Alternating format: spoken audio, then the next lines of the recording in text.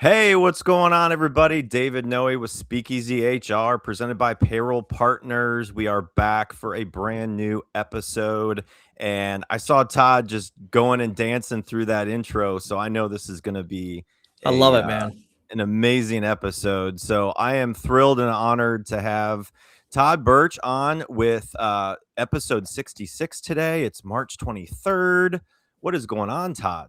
Oh, good morning. Good afternoon. I love the intro music. I was into it, man. I was playing my saxophone and getting into it. Yeah, no, that is fun to see that you get involved and so into it as we are here on your episode. And so we have connected for a while in the last maybe year or so. We met back last year at the HR Collaborative, which you're coming back to this year. It's an exciting event that we're going to be talking a little bit about as well. So we'll dive into a little bit about that, April 30th event in Cincinnati. And so now I got a chance to interview you last year there when you were one of the breakout speakers. And now you're on as a full episode. And I've got the swag. Look at that. Ignite your Yes, sir. spark swag. Ignite your So, spark, baby. It's in the title. yeah. So I was fortunate to be on your podcast, and then you had a little swag store to send me something. So for those who don't know much about you, Todd, if you want to just kind of tell everybody about yourself, what's your background and how you got to this point, and then we'll take it from there.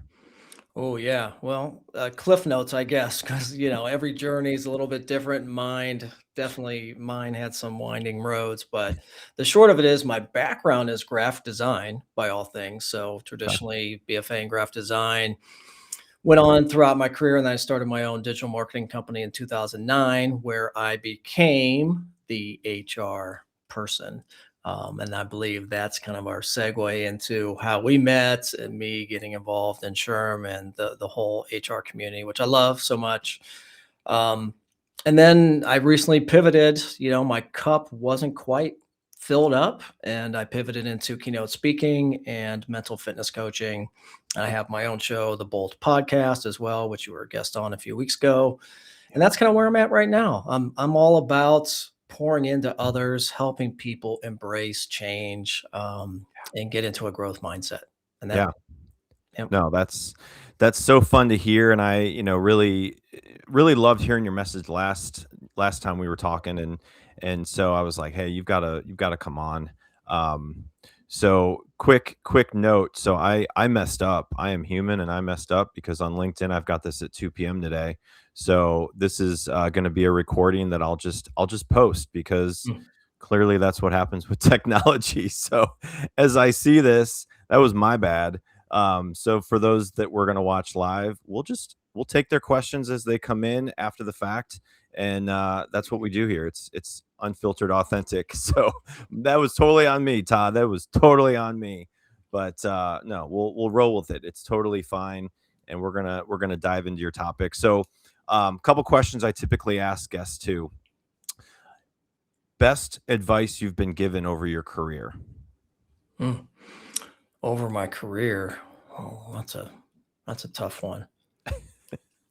I'd say just do you, be Yeah. authentic. It kind of goes back to some advice that I don't think my father necessarily sat me down and gave me, but just watching him, and he wasn't in business. He was a blue collar guy. But the golden rule, man, it's Yeah. it's really that simple. Just Right. be kind to others and treat them as you would want to be treated. Yeah. That's how I live. That's how I Yeah. lead. No, that's awesome. And I think people that listen to you, you were just talking about before we came on your keynote last week at group of nonprofit leaders, and I'm sure every audience that you talk to and really see how over the course of your session, like people just get energized and Mhm. leave with that, just trying to have that spark in their career, in their personal situations. So I think what you do is so just really amazing. I mean, I think there's a lot of keynotes out there and a lot of presenters out there, and everyone has their their message. But when I heard yours last year and just kind of what you stood for, I was like, man, he's got a great message. So I if appreciate that, David. yeah, absolutely. And for, for folks that are in Cincinnati area, if you don't know about the HR Collaborative, I highly suggest it. We'll be there April 30th with several other great people as presenters, keynote. So the QR code on the screen can go to hr-collaborative.org. You can see the whole lineup. It's a full day. So come ready to learn, be engaged, and just hear many other amazing speakers like Todd. So Todd, a couple rapid fire questions before we get to your topic. Hmm. These are just some fun rapid fire questions. So, Okay. comfort zone or growth zone? Oh man, I would have to fire myself if it was the latter. It's the growth zone for sure. I Yes. went from comfort to growth, and that is a big Yes. part of what I talk about. So easy one. Yes. Yes. Okay. One word that describes your spark right now. Ignited. Yes. All right. Biggest mindset killer for leaders. And honestly, well, there's plenty, but let's go back to the early conversation we just had, perfectionism. Yeah. And I'm hoping we'll talk about that. Morning habit that fuels your mental fitness. Mindfulness practice, gratitude, prayer. Boom, I'm set. I'm ready for the day. Amen. All right. One thing people need to stop doing if they want to grow. Get out of your own way. Take one small step. Definitely. All right. So this is I started this when I first started this podcast, and it's kind of evolved in a little bit of a way, but these are fun questions. And I have had someone ask to pass because they didn't like the question that they got picked to Oh, do, but okay. that's okay. You can have that option. I will give you one chance to repick a number. So it's 1 through 15. So let me transition to this envelope icebreaker game.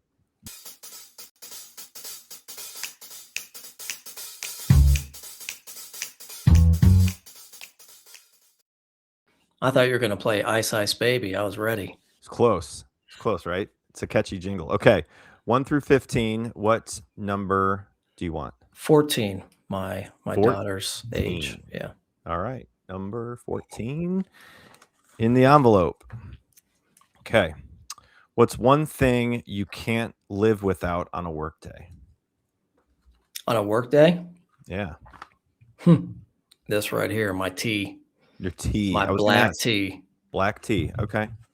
I've got the H2O in the SpeakEasy HR. So Nice. got to stay hydrated. Got to stay hydrated. Most Yeah. people are not fully hydrated every day. Have that too. Look at that. Little branding there. Woo! Yeah. That's awesome. Okay. So, Todd, we have a lot of questions to get through, and this podcast wouldn't be happening if it wasn't for Payroll Partners, who is the sponsor. So, a couple quick messages about Payroll Partners, and then we're going to dive into your topic. Hold on 1 minute. Finding a new employee takes time and money.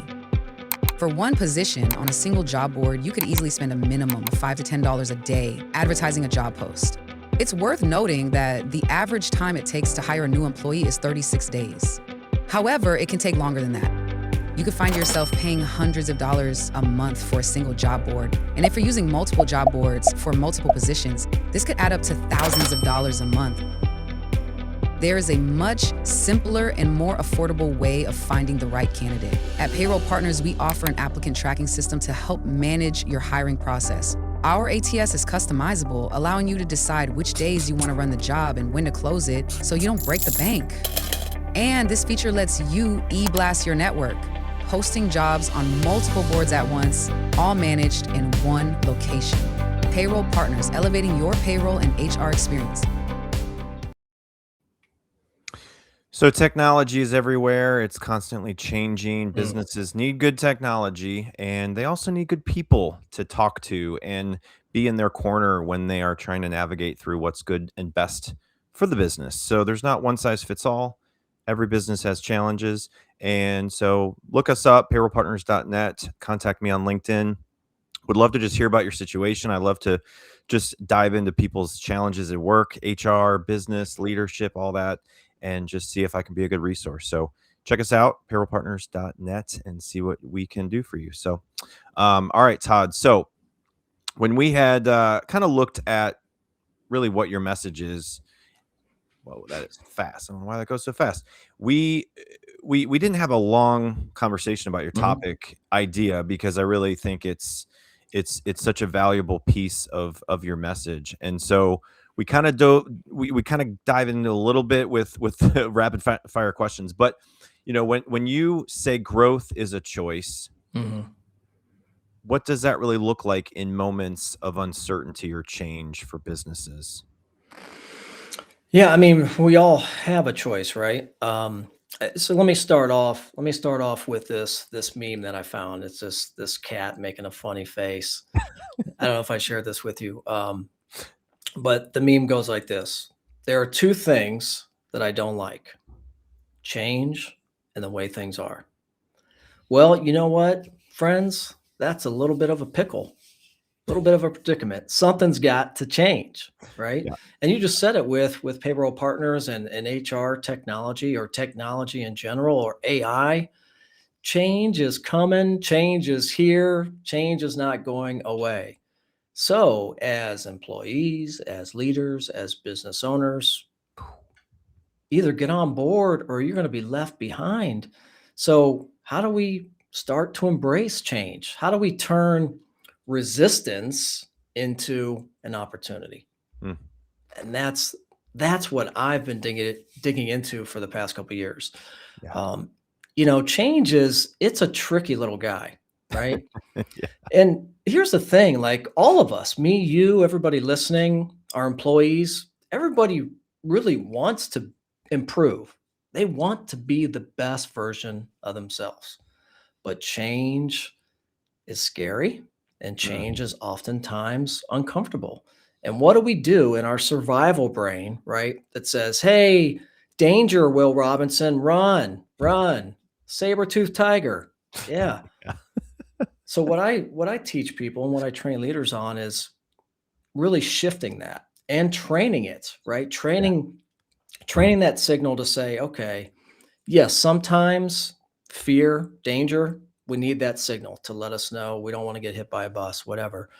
But most of the time, we are just going down survival brain, right? And we're Mm, avoiding any challenges. So, in order to really embrace growth, you're going to have to experience at least a little bit of discomfort to truly stretch, right? And really go beyond just what you're capable of. yeah. But the Yeah. I think. problem is, David, we just, as a society, man, we don't embrace, we are not accustomed to discomfort because we've built this bubble around us, right? We regulate everything, our heating, cooling, our kids, helicopter parents. We don't. We're not accustomed to it. Yeah. I think, and it's funny because I bring that up in interviews when I talk to people, and we're not we're not a company of thousands of employees. We're not a, global company. We're a small business. And I try to tell people, you know, I see how people adapt to change.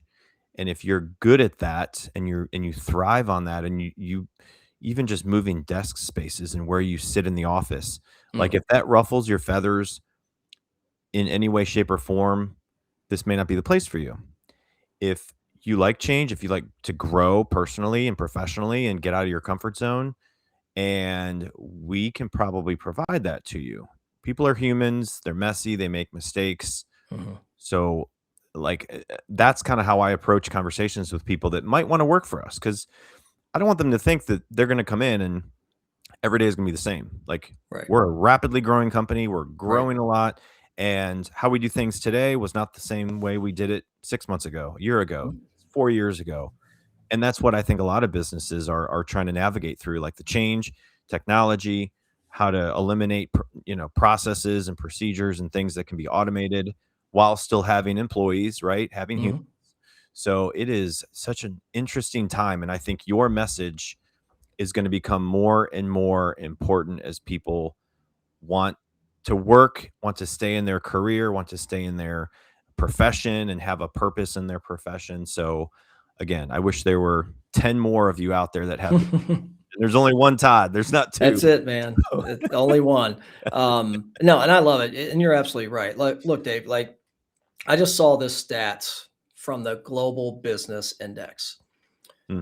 And it stated there is a 183% rise in business disruption.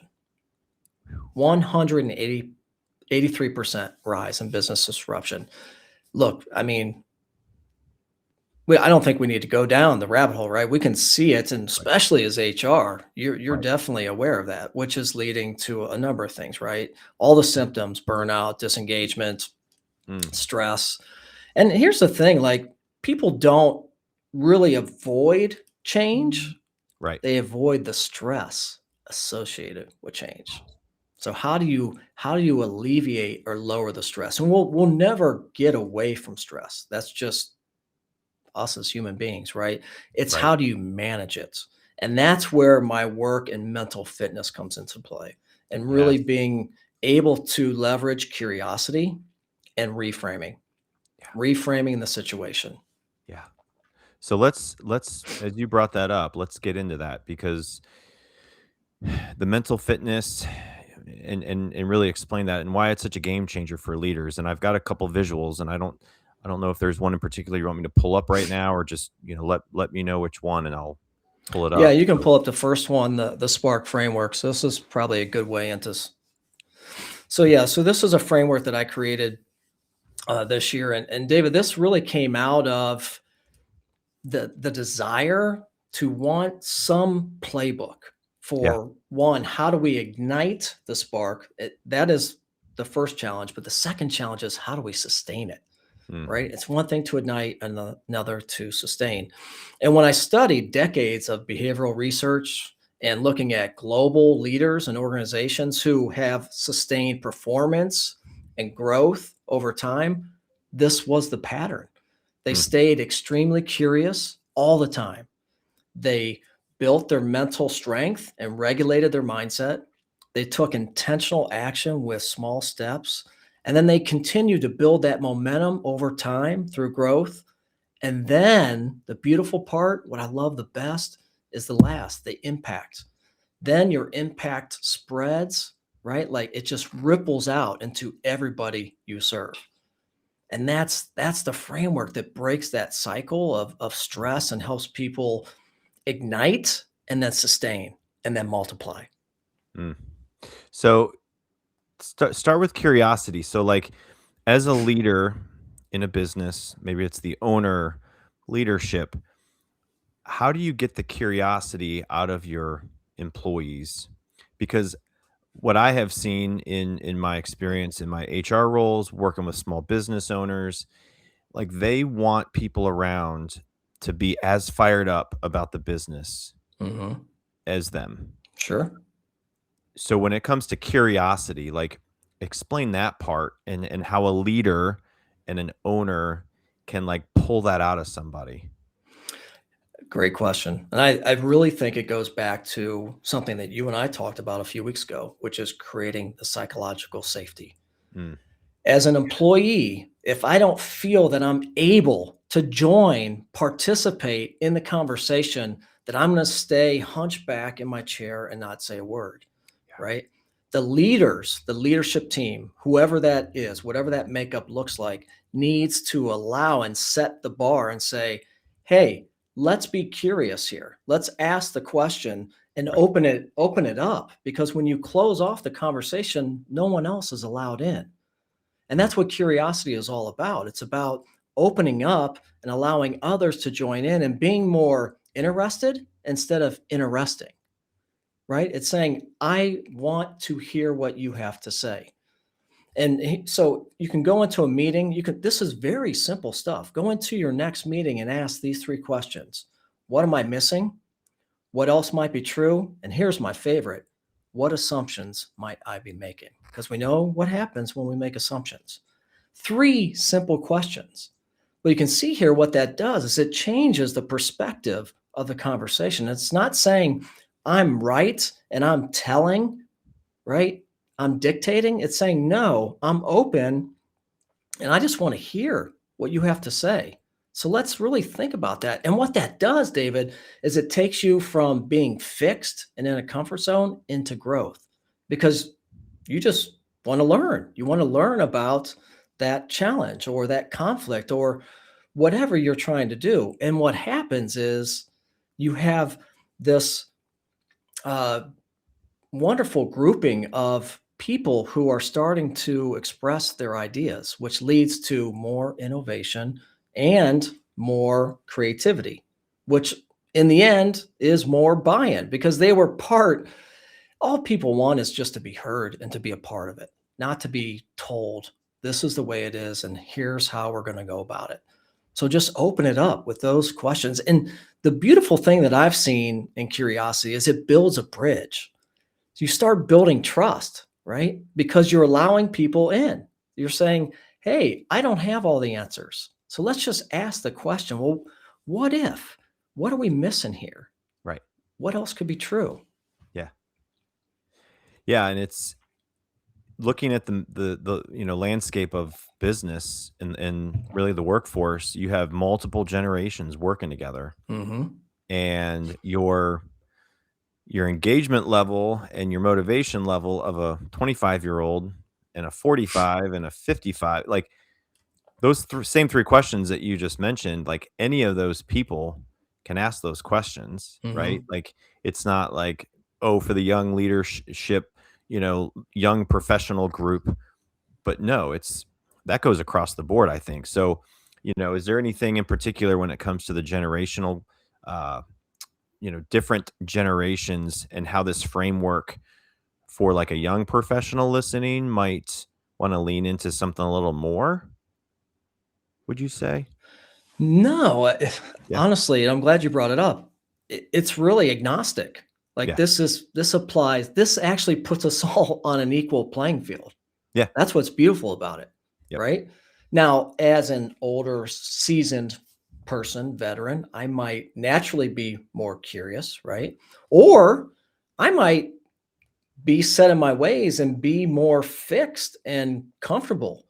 And having a younger person who typically is more curious because maybe they're just coming off of college or they're in their first job, so they're still just really hungry and just like the kid right in the car, Bart Simpson, are we there yet? Are we there yet? Just you keep rapid firing, asking all these questions. Yeah.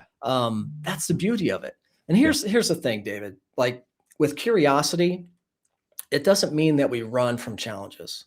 It Right. just means we're looking at it from a different lens, from a different angle. Right. And the most biggest breakthroughs don't happen by working harder. They happen by asking better questions. And all it takes is one person in your room, in that meeting, to be curious and ask the question, and opportunity expands. How about for the recruiters out there that are trying to fill jobs? Hmm. Is this framework that you've built out, and I'm asking also for myself and other people Mhm. I'm around that have to hire and recruit, other professionals, what would be a question that they could kind of ask in the interview process to try to see like where that person is when it comes to this kind of framework? Yeah, that's a great idea. One, I think what I would do is I just want to see like how lit their spark is, right? Yeah. You Yeah. want somebody that's hungry, um, that has that desire to grow. Yeah. And I mean, you said at the very beginning, right? And I love the questions you're already asking, trying to filter out those people who are fixed, who are not going to be adaptable. And Right. don't get me wrong, like I truly believe everybody can change. I give people a second chance, but the pull, it's just different now, right? So we really need to be selective in who we spend our time on, recruiting, interviewing, and then bringing on to our team, especially as a small team. As we know, every person is crucial, right? In terms of that culture and that mix and getting us to reach our goals.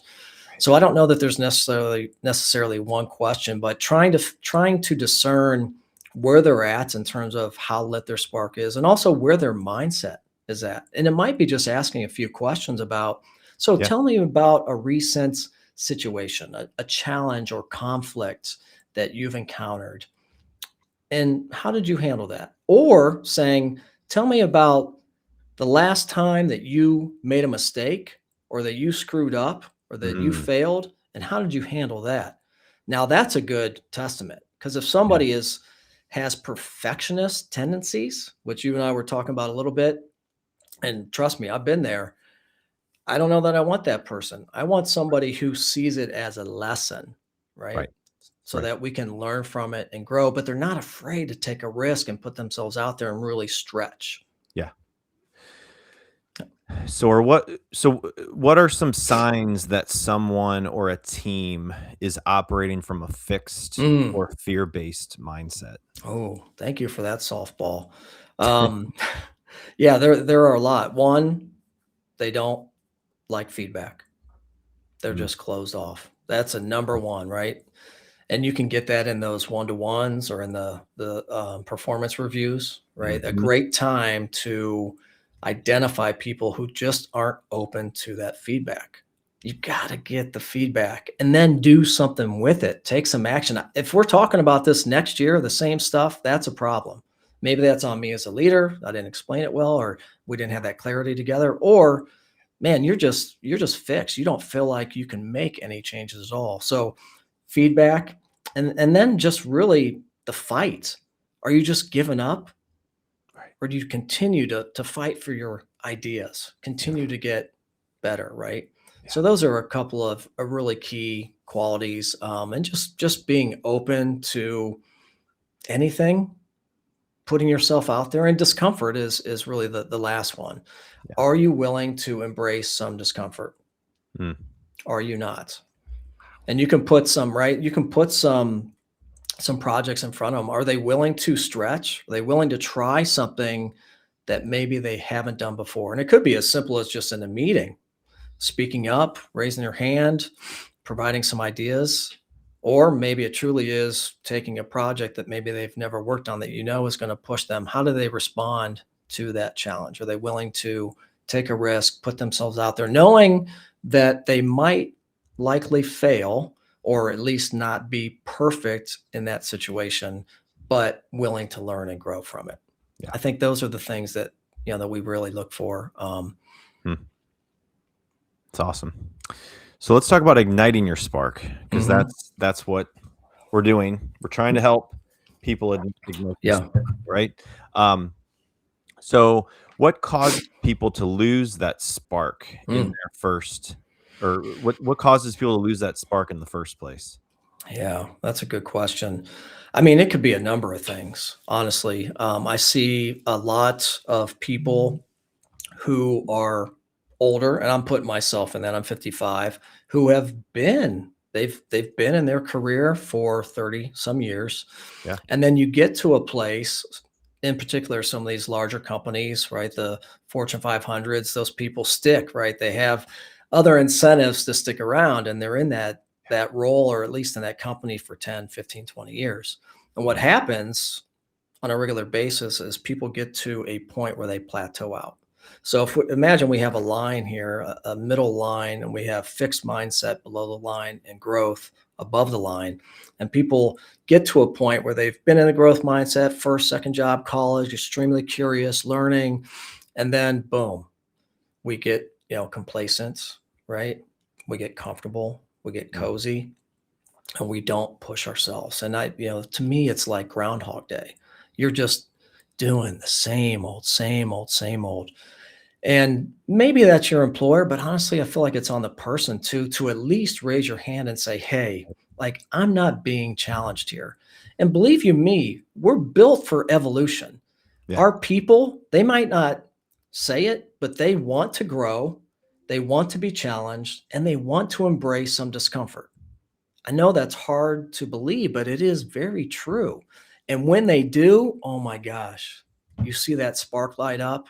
And then you get that hit of dopamine. You're like, oh, this is why I started here. Yeah. This is why I got into this work. And some jobs, some careers, like I was just talking to nonprofits last week. I mean, their work's hard. It's hard work. The money's usually not there, and they're trying to solve some of society's biggest challenges. And then you go into HR, and we know this, this industry is really struggling right now because they're carrying the weight most of the time of Yeah. all the challenges in the organization. And in some cases, unfortunately, not having a seat at the table. And it's like, Yeah. well, if you're putting this weight, then I need to be part of it. I need to be part of this. I'm managing the humans who are running the company, right? So sorry, I kind of went off there, but Yeah. yeah, that's kind of my thought on it. Yeah. So listening is often overlooked. So how can leaders become better listeners in a way that truly drives the growth? Put a zipper on it, man. Just don't say anything, Yeah. and easier said than done. I was that guy. My love language is words of affirmation. So especially when I was younger in my career, I wanted to prove that I had something to say, right? And I Yeah. needed that idea to stick. I needed to be heard. And that's it. Oftentimes that's not the right approach. And especially as you get into a leadership role. And this goes back to curiosity and opening the conversation. And the kind of the one phrase I said, being more interested than Mm. interesting. So when you're trying to be interesting, that means it's all about me. Yeah. When you're interested in what other people have to say, and you're opening up, the conversation. So now what can you do if you have a challenge with that? Mindfulness practice is great. And there is power in the pause. There is power in the pause. If you can start to build this mindfulness practice of pausing, and that whatever that is for you, maybe it's, pinching your leg or rubbing your fingers or some way of alerting yourself like, oh, I want to say something. So what is my signal? Right. Yeah. Or maybe you have a colleague and you guys buddy up and say, hey man, signal over to me to just, don't say anything, however you get there. But the idea again is just pausing. Yeah. And just letting others navigate the conversation, contribute to the conversation. And I think, and then what you're doing again is creating that psychological safety, right? Yeah. That's that safe place where people feel like they can get into the conversation. They can say something without being judged. And that's important. People want it and they need it. Right. And that was part of my next question in how do you create the safe places where people feel comfortable having those honest and even uncomfortable conversations? Yeah. One, it starts with the pause and allowing people to be in it. And two, it really starts with you as a leader getting vulnerable. Yeah. So if I say that, okay, guys, we really want you to take risks and we want you to stretch and we want you to grow, I need to be doing that too. Yeah. Right. So I need to be reading, checking out podcasts, hiring an executive coach, whatever that means for me to grow. But I also need to share my lessons, meaning my failures. Mm. And now you start to create this safe space. It's like, oh, well, our leader, Todd, just said that he wasn't perfect and he just made a mistake, on this last week. And you know what? It didn't kill the business. Oh my gosh. We're not saving lives here. We're managing lives. We're helping lives. Yeah. But we're not a surgeon. So at the end of the day, let's just take some risk, but also own it and just say, hey, it's okay. I failed. And guess what? This is what I learned from it. Now you're saying it's okay for others to quit playing it small, to take a risk without being feared, without, the fear of being judged. Yeah. To me, and I've seen that because I've done it. I held a Yeah. high bar, was a perfectionist, and my gosh, my people, they were just doing their job. They wouldn't really be proactive or take a risk or stretch because how are they going to reach that high bar? I didn't create the space. And it took me a long time to realize that. And oh my gosh, when you open that up, everything changes. Next thing you know, you're freeing yourself up because you got people who are willing to take on more. Yeah. Yeah. There's Mhm. a couple other images on here I was going to maybe pull up.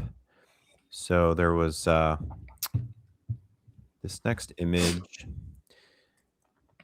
I think was similar to the last one. Yeah, this just really explains kind of the Spark framework. Yeah. And then you've got this one. So you've got I at the top, Mm. and then your team, and then at the bottom is your community. So talk about this visual and what do you want people to get out of this? Yeah, so this really starts, David, with igniting your spark, which is Yeah. obviously a huge part of what I talk about. Um, and my belief is that if you can help your employees really ignite, because we're all lit up by something. And when they came to the company, they came there because they were lit up. And maybe it's by your culture, your core values, or your product or service, whatever it is that you do. But over time, people get comfortable, cozy, complacent, and then we settle and we get into kind of a fixed mindset or a comfort zone, same thing. Right. And when we do that, growth stalls. And then that leads to disengagement and burnout, which is what we don't want.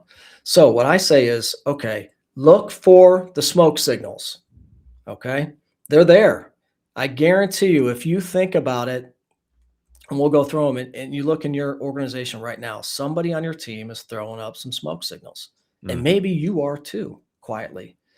And they look like energy dropping, curiosity shutting down, ownership fading, and people getting protective instead of proactive.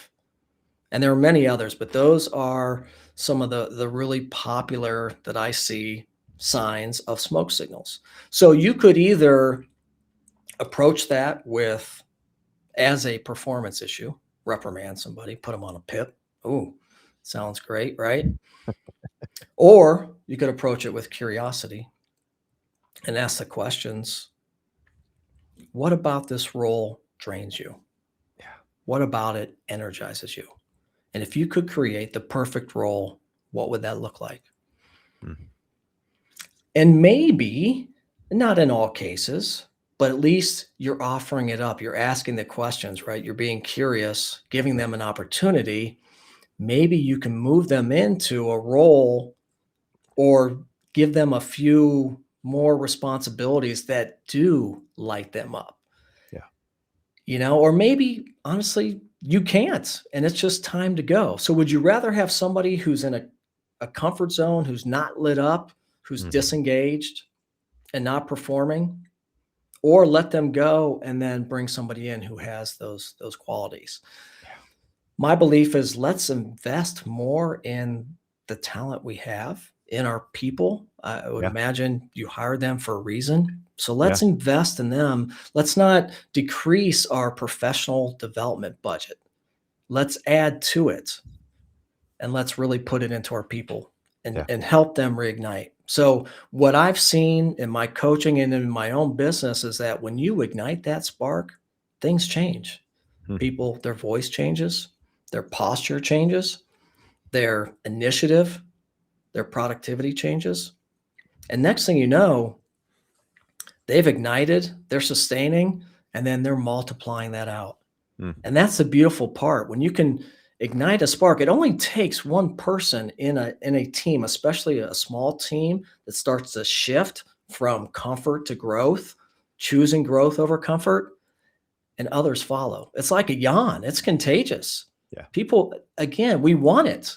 We want it. We just need sometimes just a little poke or a prod, or if we see somebody else, like, oh man, she looks really happy and lit up. I want that for me. Right. But it's on us as leaders to see the smoke signals and intervene, and at least have the conversation to say, all right, can we do something here to light you up, to keep you here? Or, you know what, maybe it's just time to go. And you know what? They're going to appreciate that conversation. And who knows? You're not burning a bridge. Maybe they leave and they go somewhere else or to a competitor, but maybe they end up bringing you some business because you treated them like a human being and you gave them an opportunity to at least speak up. And maybe you reminded them of what lit them up. Yep. It's humans, right? And that's what we're talking about here. Yep. Helping Definitely. humans be the best version of themselves. Yeah. I love that. So what are a few practical ways that leaders can help their teams embrace change instead of resisting it? Well, one is being curious, which I Yeah. think we talked about a Yep. lot. Brought that And up. really starting to train. So it's a mental muscle, right? So you can do Yeah. mindfulness practices, which is all great. Highly recommend it. Free. Anybody can do it, right? Take a couple minutes out of your day and really get into some sort of light meditation and be present. Or you can take it a step further and get into a program like mine, the Positive Intelligence, where we're building mental muscle. And that's really the difference between a lot of programs and this particular program, is that a lot of things are just insights, and insights are great, but a lot of times they don't lead to action. And with Positive Intelligence and other programs, when you build your mental muscle, hey, you're building muscle. And if you continue to build that muscle, that'll last a lifetime. And the Right. ROI on that, you can't put a price on that. And not only does it help you professionally, but it even helps you personally, your well-being, your relationships. And when people are healthier and have better relationships, even at home, man, they're lit up when they come to the office. Yeah. You carry what you have from home into work and vice versa, right? Mm. So it really helps the whole picture.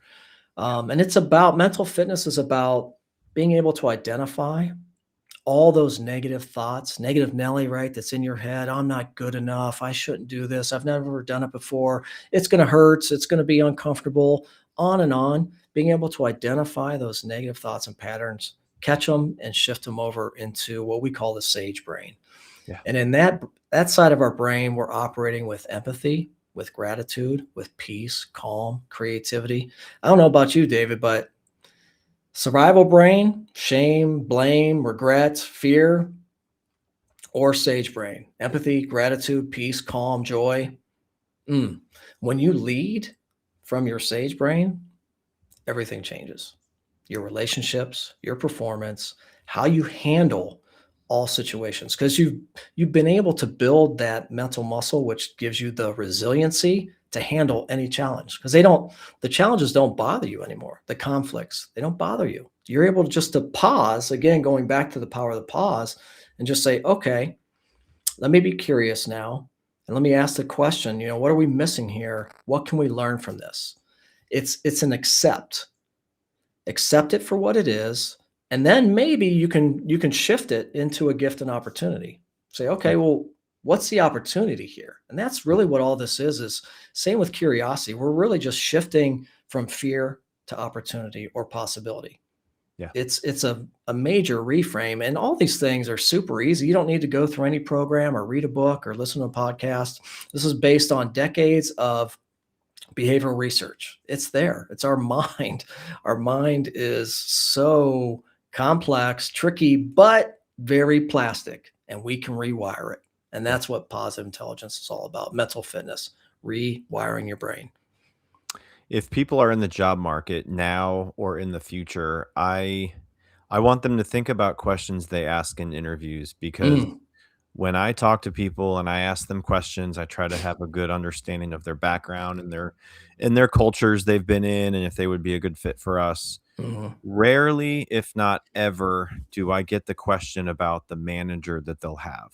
And it's like, you want to come work for the company, you want to do this job, you want to get paid this, you want to get benefits, you want to be a part of our team, but nobody seems to care about the manager style.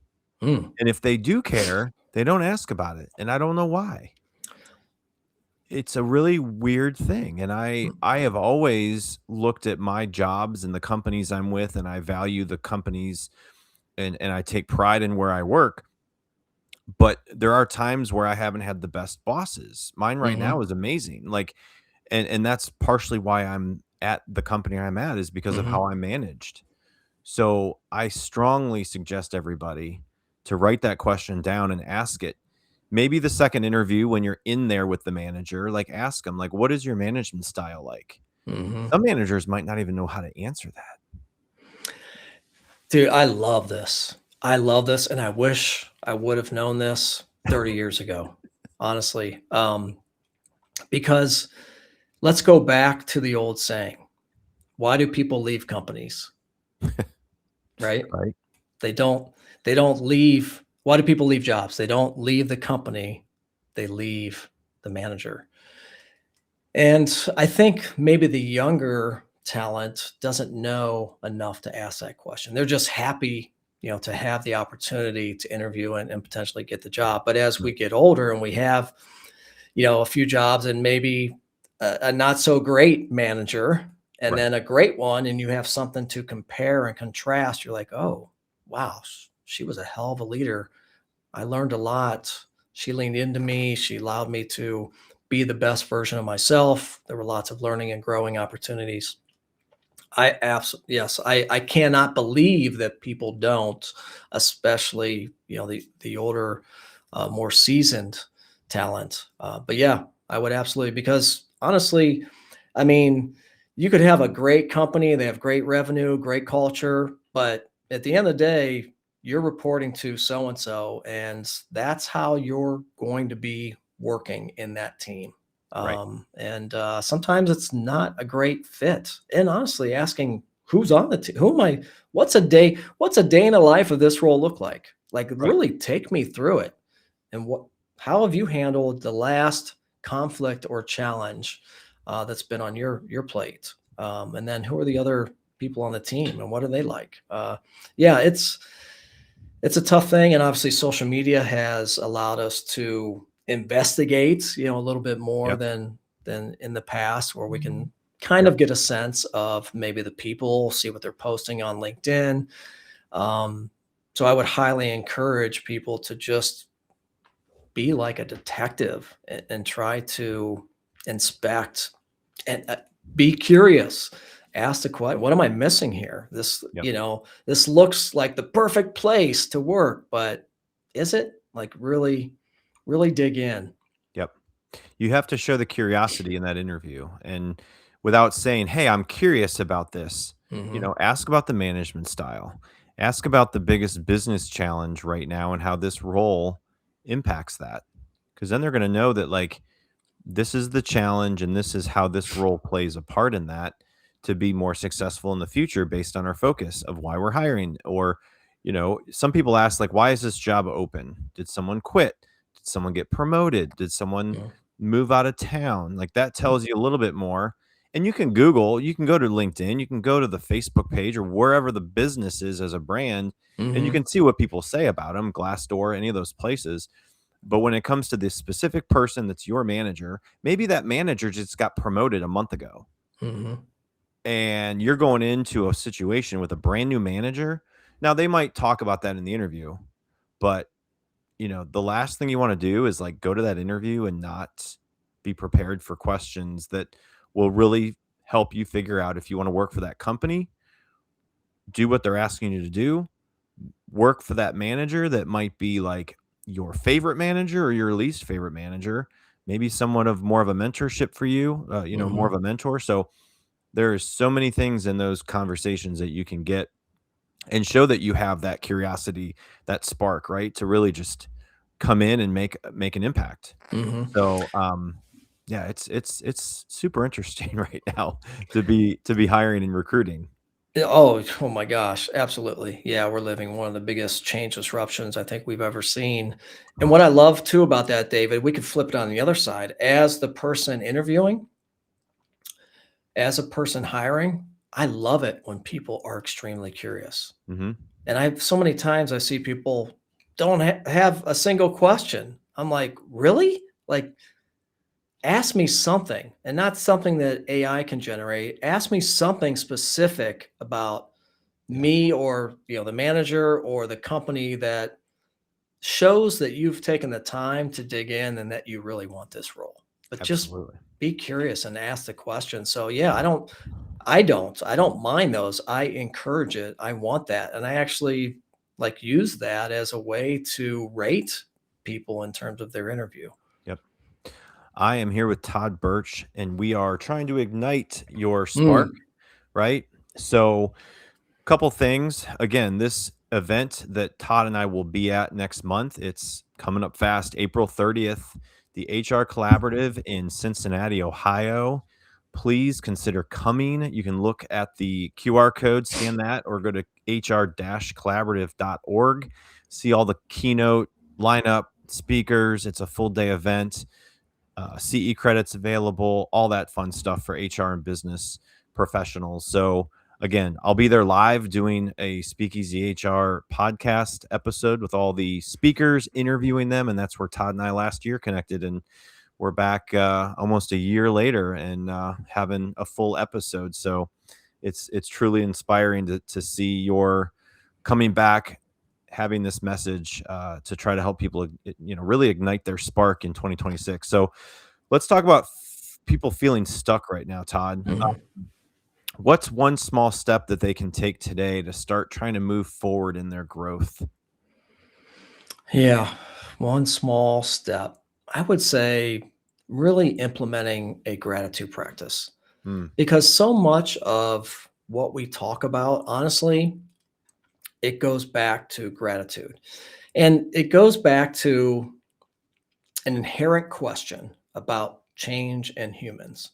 At the end of the day, we are all very selfish. And I don't mean any disrespect, myself included. We all very selfish and we ask ourselves, what's in it for me?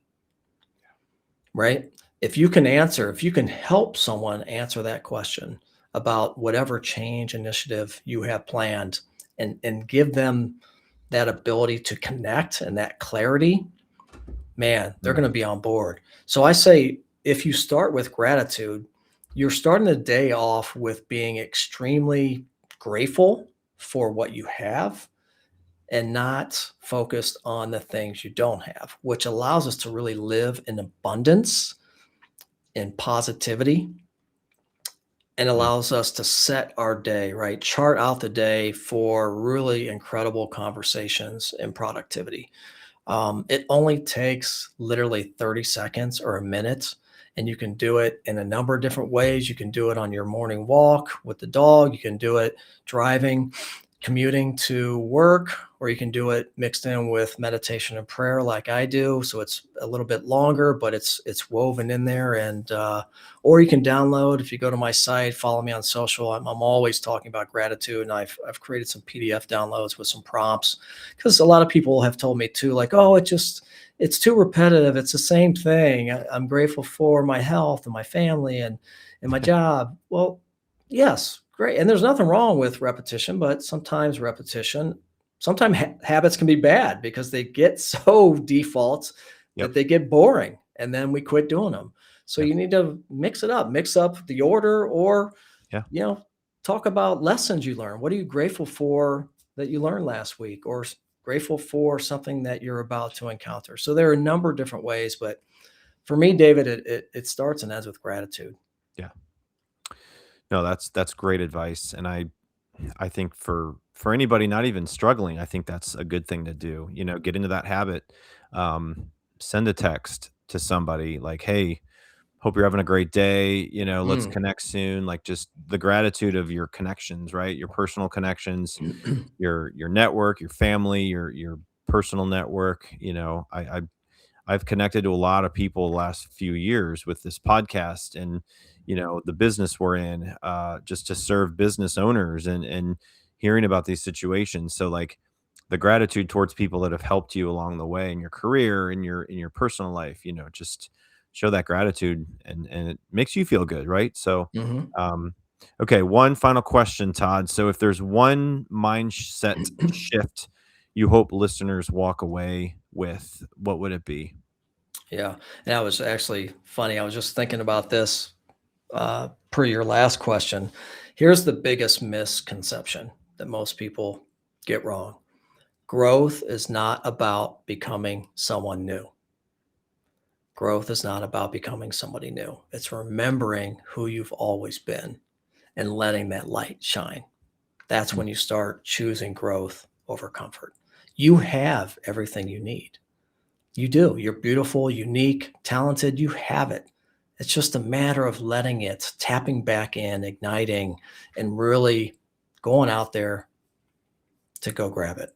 Yeah. But it's not about, you're not broken. You don't need to be fixed. This isn't about being somebody new. So that's it, man. I'm going to give you a mini air horn to that.